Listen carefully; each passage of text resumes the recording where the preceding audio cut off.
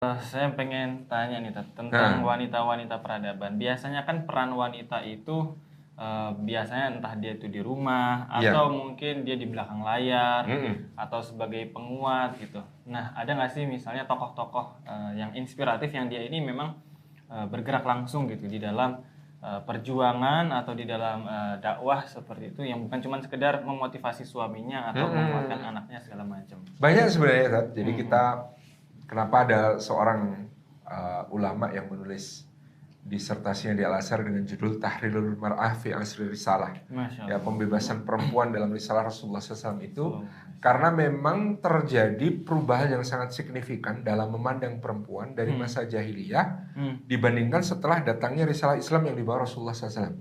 Bagaimana kemudian di dalam Islam kita melihat peran-peran luar biasa yang dimainkan oleh para sahabiah secara langsung. Misalnya para istri Nabi Shallallahu Alaihi Wasallam.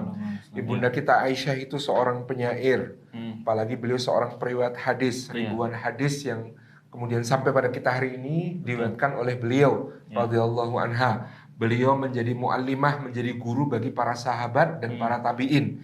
Dan mereka berkumpul di rumah ibunda kita Aisyah, duduk di majelisnya mendengarkan beliau menyampaikan hadis-hadis Nabi, bahkan kemudian juga menanyakan berbagai macam persoalan kepada ibunda kita Aisyah.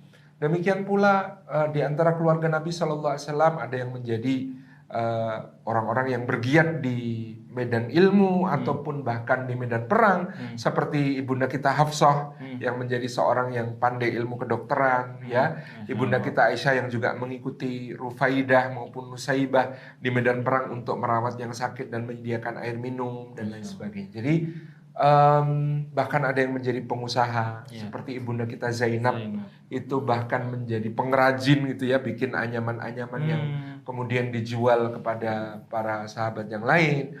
Dan banyak sekali ya peran-peran, apalagi kita kenal ibunda kita Khadijah di awal risalah juga seorang yang menjadi pemegang saham yang sangat besar dalam dakwah Nabi Sallallahu Alaihi Wasallam. Jadi tidak aneh di dalam Islam itu perempuan-perempuan yang memiliki peran-peran hebat yang bahkan mengalahkan para laki-laki, lebih menonjol daripada laki-laki.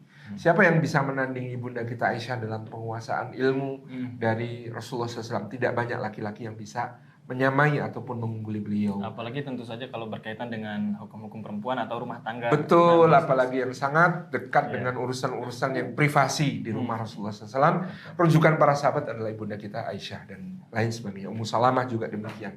Jadi ini merupakan satu gambaran luar biasa, perspektif baru dari bangsa Arab khususnya, kemudian dibawa ke seluruh dunia bersama menyebarnya dakwah Islam. Bagaimana sebenarnya kedudukan perempuan di sisi Allah. Kalau dulu ya bahkan di kitab-kitab terdahulu yang telah disimpangkan terdapat pandangan misoginis kepada perempuan ya, menganggap perempuan itu sebagai yang gara-gara Hawa Adam diusir dari surga gitu ya, gara-gara perempuan itu terkutuk, perempuan itu kotor. Misalnya orang Yahudi dulu kalau ada istrinya haid maka tidak boleh masuk rumah dan sebagainya. Maka Islam membalik pandangan itu. Kemuliaan perempuan ini setara dengan laki-laki bisa dicapai di sisi Allah Subhanahu wa Ta'ala gitu. Saya pernah mendengar nih ada salah satu sahabiah gitu ya, yang bahkan dia juga dia ke medan perang bukan cuman ngurusi orang sakit atau ngasih terluka, minum, tapi dia juga ikut berjuang ya. Itu Masya mungkin Allah. bisa diceritakan sedikit. Betul, ada salah satu yang sangat luar biasa yang mungkin jarang ya diangkat oleh berbagai cerita atau kisah. Kalau Nusaibah mungkin terkenal gitu ya. Kalau ini seorang sahabiah yang luar biasa karena dia bukan cuma terampil di medan perang, tangkas di medan jihad, tapi juga sangat menonjol di dalam ilmu. Namanya adalah Sayyidah Ar-Rubayyi binti Muawwid bin Afra An-Najariyah.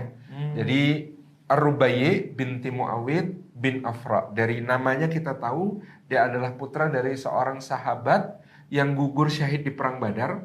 Ayahnya ini namanya Muawwid bin Afra. Dia bersaudara 3 orang menurut sebagian riwayat, Muawwid bin Afra, Mu'ad bin Afra, Auf bin Afra. 3 orang putra Afra ini dipuji oleh Rasulullah SAW sebagai para mujahid dan syahid gitu ya. Dan dalam perang Badar ketika Utbah bin Rabi'ah, Syaibah bin Rabi'ah dan juga Walid bin Utbah itu menjadi tokoh-tokoh Quraisy yang maju pertama untuk berduel dengan jagoan kaum muslimin, maka Mu'ad dan Auf inilah yang pertama kali maju untuk meladeni mereka bertiga. Hanya saja waktu itu Utbah mengatakan, kita tidak sekufu, kita tidak selevel. Kalian anak-anak bocah-bocah masih kecil dan bukan dari orang Quraisy. Kami Quraisy hanya akan berduel dengan orang Quraisy. Makanya ketika itu mereka lalu oleh Rasulullah SAW diminta menahan diri, mundur. Mereka kemudian orang-orang Ansor ya. Maka Rasulullah kemudian menunjuk Sayyidina Ali, Sayyidina Hamzah dan Sayyidina Ubaidillah bin Haris bin Abdul Muthalib. Tiga-tiganya adalah kerabat beliau ya. Hamzah paman beliau, Ali sepupu beliau, Ubaidillah juga sepupu beliau. Mereka semua Quraisy ya. Dan dari kalangan Bani Hashim dari Quraisy semuanya. Sehingga 3 orang inilah yang kemudian berduel dengan 3 tokoh Quraisy ini. Jadi 3 orang ini kemudian diminta mundur oleh Nabi SAW. Tapi Muawid ini yang sangat gigih dalam perang Badar ini, sehingga dia langsung menemui ketika itu Abdurrahman bin Auf. Wahai paman, Anda paling tahu mana yang namanya Abu Jahal. Tunjukkan kepada saya mana yang namanya Abu Jahal.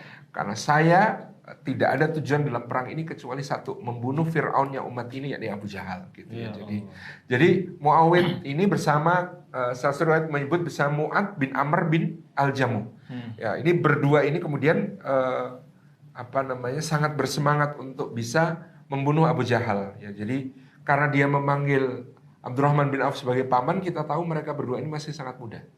Kisaran usianya masih 20-an. Masya Allah. Jadi mereka ini para pemuda Ansor yang luar biasa, usianya masih belia, tapi dengan semangat yang luar biasa. Bahkan dalam sebagian riwayat para sahabat menyebut mereka ini anak-anak, masih anak-anak muda gitu ya. Kalau dibandingkan dengan Rasulullah dan para sahabat yang muhajirin ya, yang sudah 40-an, 50-an, ini masih sangat muda, masih 20-an. Kemudian ketika mereka menanyakan kepada Abdurrahman bin Auf, mana yang namanya Abu Jahal? Ya, Abdurrahman bin Auf kemudian mengatakan, kenapa kalian mencari Abu Jahal? Maka Muawid mengatakan, demi Allah saya mendengar bagaimana dia telah menyakiti Rasulullah, pernah menginjak kepala Rasulullah, pernah menjeret rahim Rasulullah, pernah mencaci maki Rasulullah. Maka demi Allah saya pasti akan membunuhnya dalam perang ini. Maka Muawid dan Mu'ad bin Amr bin Jamuh ini ditunjukkan oleh Abdurrahman bin Auf. Orang yang memiliki ciri-ciri seperti ini. Ya. Nanti di lututnya kamu temukan nanti. Cari lututnya itu ada bekas luka. Karena Rasulullah pernah mengatakan kepada kami, Abu Jahal itu orang yang di lututnya ada bekas luka karena dulu pernah waktu kecil, waktu muda duel sama Rasulullah dan terluka bagian lututnya. Jadi pernah gitu ya. Jadi itu orangnya. Nah, ditunjukkan, maka 2 orang anak muda ini langsung menyerbu kepada Abu Jahal ketika itu. Ternyata waktu itu ada Ikrimah putra Abu Jahal. Sehingga Mu'ad bin Amr bin Jamuh itu papas lengannya oleh Ikrimah, sehingga lengannya yang satu ini nyaris lepas, patah gitu ya, karena terserang oleh Ikrimah. Kemudian Mu'ad bin Amr bin Jamuh ini fokus melawan Ikrimah, sementara Muawid ini kemudian menendang Abu Jahal dan kemudian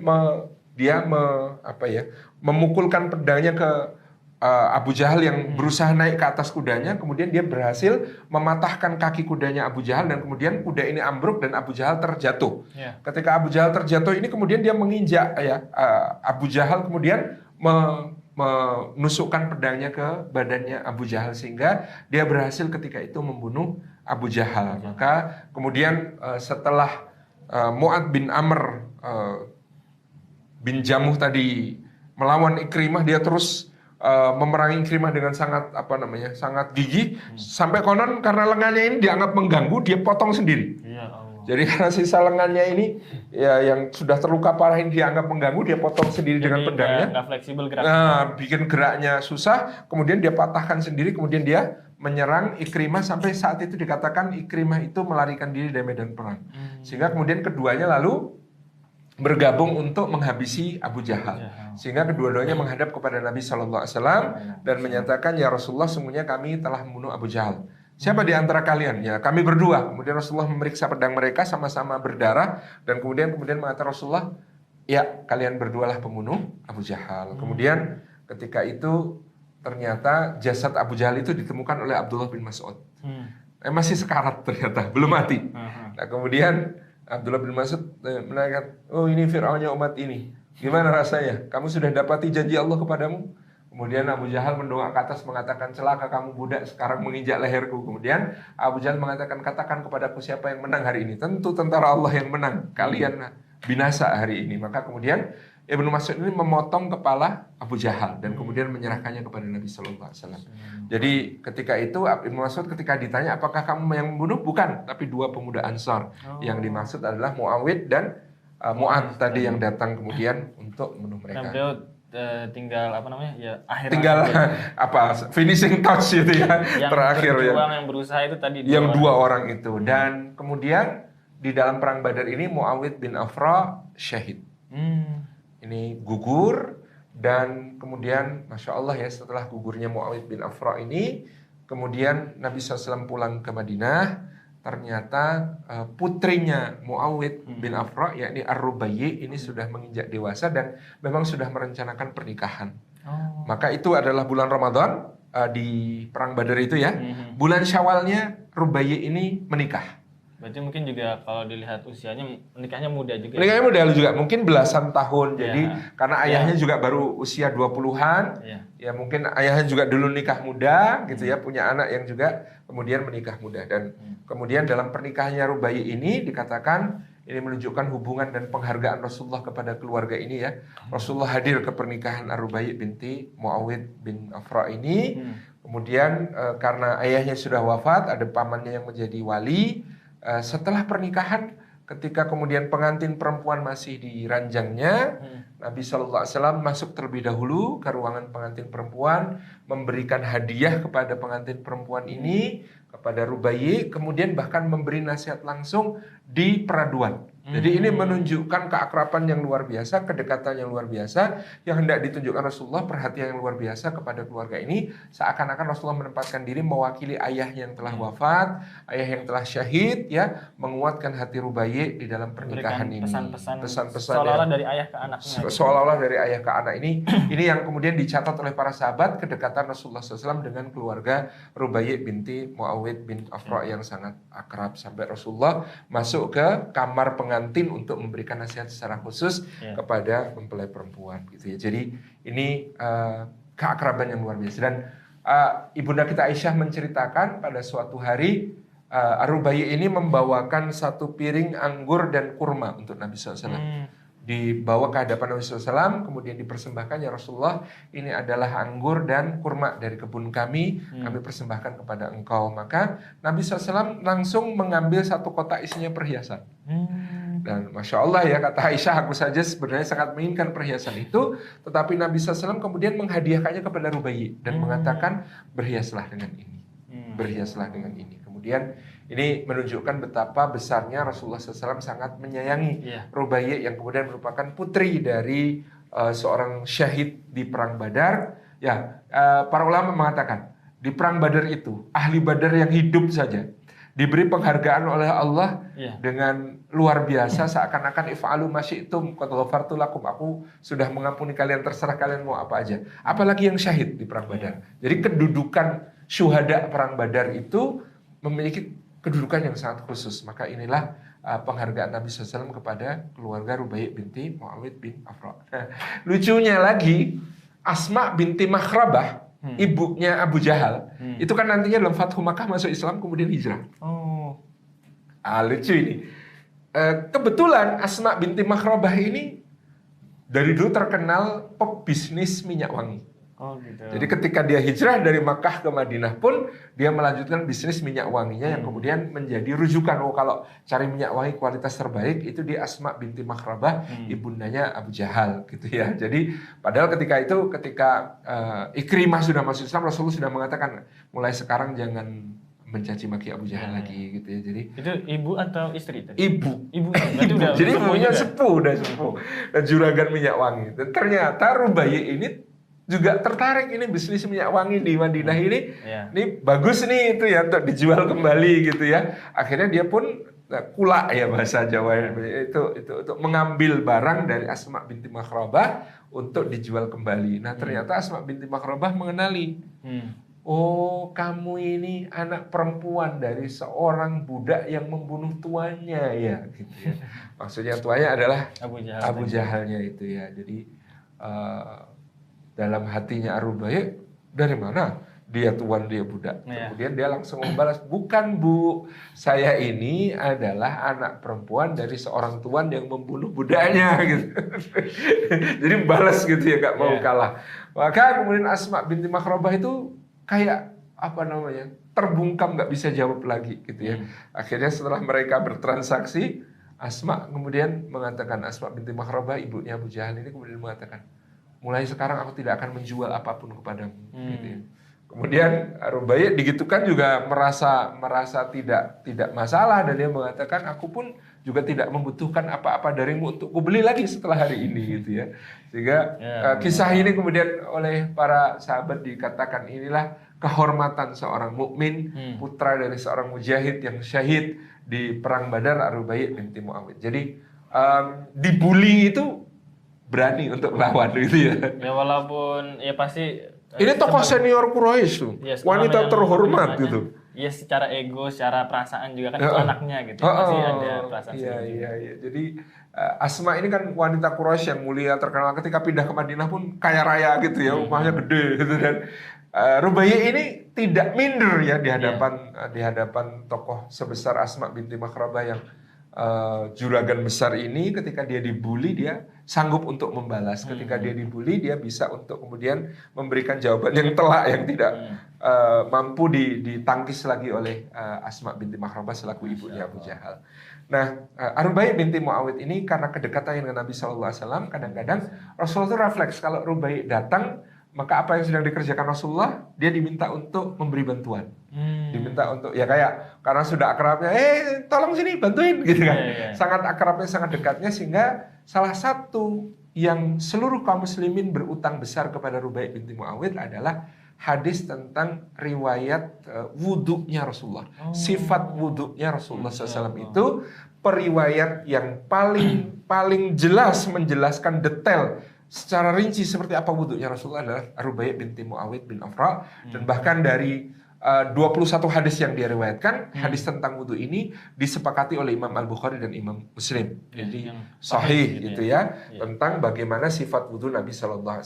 Jadi Rubai binti Muawid bercerita, ketika itu aku mendatangi rumah ibunda kita Aisyah, rumah Rasulullah SAW. Ketika itu Rasulullah sedang akan berwudhu dengan sebuah bejana. Maka kemudian beliau mengatakan kepadaku, wahai putriku, kemari tuangkan air untuk wudhuku. Maka Rubai kemudian menuangkan air untuk wudhu Rasulullah. Dia kemudian menceritakan Rasulullah SAW memulai wudhu dengan membasuh tapak tangannya. Kemudian beliau berkumur 3 kali dan membersihkan hidungnya. Kemudian beliau membasuh seluruh wajahnya dari tempat tumbuhnya rambut-rambut gitu ya, sampai kemudian ke batas lehernya. Kemudian beliau membasuh tangannya sampai ke sikunya 3 kali. Kemudian beliau membasuh kepalanya dan membersihkan telinganya. Kemudian beliau membasuh kakinya dengan sempurna sampai mata kakinya. Jadi ini diceritakan dengan detail oleh Rubai binti Muawid bin Afra di dalam hadisnya, sehingga hadis ini juga yang menjadi panduan para a'immah di generasi berikutnya untuk mensifati bagaimana cara wudhu Rasulullah SAW. Ya, termasuk dari Imam Malik ya, termasuk kenapa Imam Malik misalnya kemudian menyatukan air yang digunakan untuk mengusap rambut dan juga telinga itu karena riwayat dari Rubai binti Muawid bin Afra ini. Kemudian Rubai binti Muawid ini juga seorang tadi yang sudah diceritakan, dia seorang mujahidah. Dia senantiasa bergabung dengan perang-perang yang diikuti Rasulullah SAW, atau dalam terminologi disebut ghazwah ya. Jadi pada masa Nabi SAW ada 2 istilah. Untuk perang yang dipimpin Rasulullah disebut ghazwah, untuk yang diperintahkan Rasulullah dan dipimpin oleh seorang sahabat disebut sariyah.